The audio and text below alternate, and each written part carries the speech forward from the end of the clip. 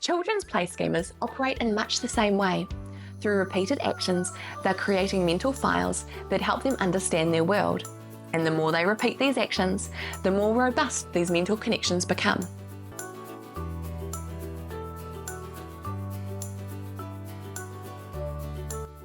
Kia ora, hello, I'm Ruth Burko, a teacher turned mum here on a mission to demystify child's play through understanding play schemas.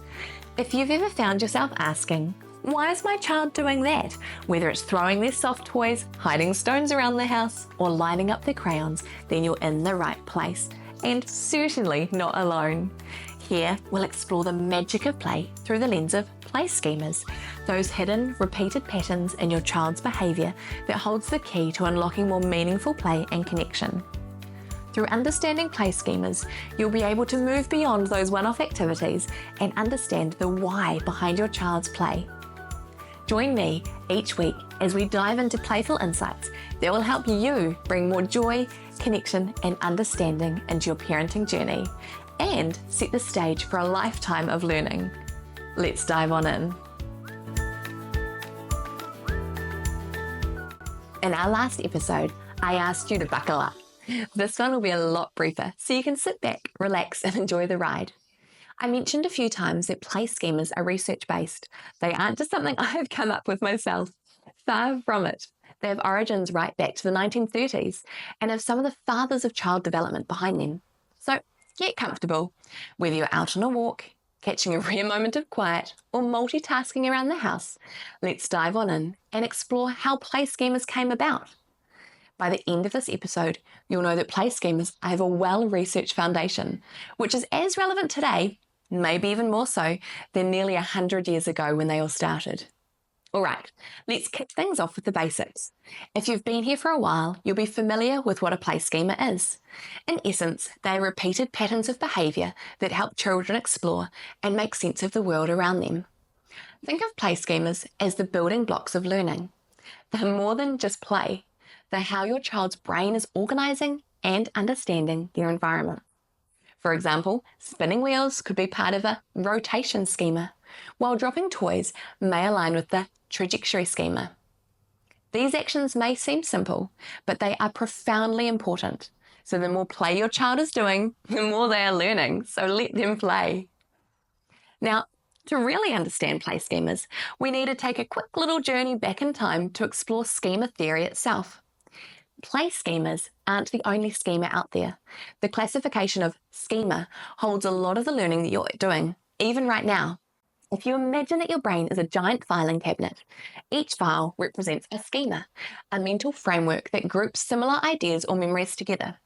For instance, when you hear the word garden, your brain probably pulls up images and concepts like seeds, flowers, vegetables, and hopefully good connotations. That is your garden schema right at work. Children's play schemas operate in much the same way. Through repeated actions, they're creating mental files that help them understand their world. And the more they repeat these actions, the more robust these mental connections become. Okay, let's talk about some of the brilliant minds who brought us this understanding. Who are the key thinkers behind these play schemas? We're going to go right back in time to first up with Frederick Bartlett, a psychologist who introduced the concept of schema theory way back in 1932.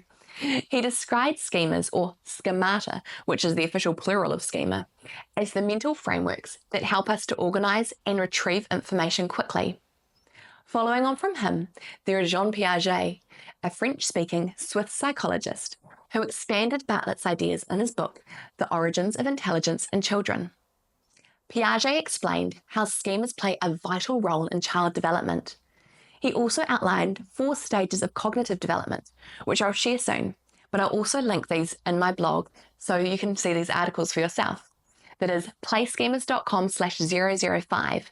That is play, schemas.com/005. The first one is the sensoromotor stage, about birth to 24 months. The focus here is learning through senses and actions, and a key milestone is object permanence, understanding that things exist even when they're out of sight. Then there is the pre-operational stage, about 2 to 7 years old. At this stage, symbolic thought takes centre stage. Your child might be using words and images to represent objects. Their thinking is still egocentric, but they're starting to lay the groundwork for imaginative play. Then after these first two stages is number 3, the concrete operational stage, and number 4, the formal operational stage. We'll just focus on the first two stages since they're most relevant to play schemas.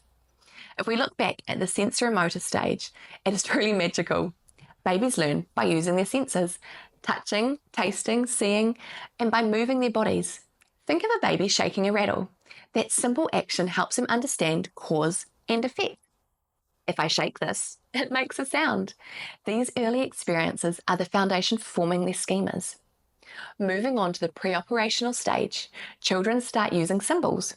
Maybe they'll pretend a block is a car or that a stick is a character. This stage is crucial for imaginative play and more complex schema development. However, their thinking is still very much rooted in their own perspective. Now, do these stages represent with what you see in your child? Take a moment to think about which stage or stages you see in your household and let yourself be a little bit in awe, knowing how much these little brains are absorbing and growing through just living life and being exposed to new and varied experiences, as well as the very important repeated ones over and over and over again. Continuing on with our influential thinkers, we have Richard Anderson, who took schema theory into classrooms. He showed that connecting new information to existing schemas enhances learning. And then let's not forget, more recently, Chris Athey. In the 1970s, she studied how children's repetitive behaviours in play would reveal their developmental stages, something I've seen through and through. Athey emphasised that when we support these schemas through thoughtful play resources, we can help children deepen their understanding of the world. So, why does this all matter, and why should we as parents care about play schemas? Well, these schemas are rooted in so many areas of development for your little one. They are the tools that your child's brain uses to explore and experiment. The repetition helps them understand cause and effect. It helps them build cognitive connections.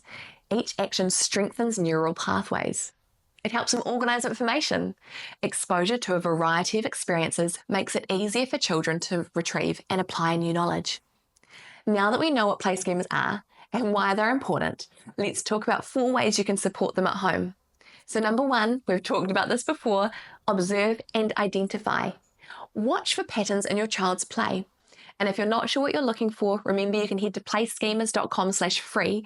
That is play, schemas.com/free for a cheat sheet of the top 10 play schemas. Number 2, provide resources. Match toys and activities to their interests.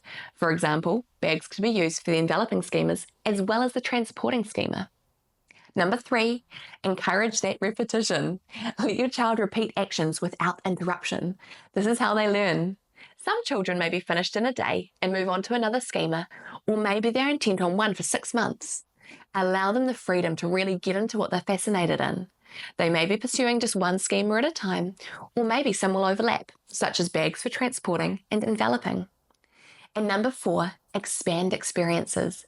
Introduce new environments and materials to stimulate different schemas, but don't make them engage. I'm all about following the child's lead. And the more you get to know your child and the schema they're working through, the more simple and easy this can be. Okay, now for you. What is one schema you've noticed in your child's play? Think about it and think how you might be able to support it more this week. It always amazes me how play schemas are the window into your child's mind. By recognising and supporting these behaviours, you're not just encouraging their curiosity and creativity, you're helping them build a strong foundation for lifelong learning. Thank you so much for joining me today on our episode of Demystifying Child's Play through play schemas.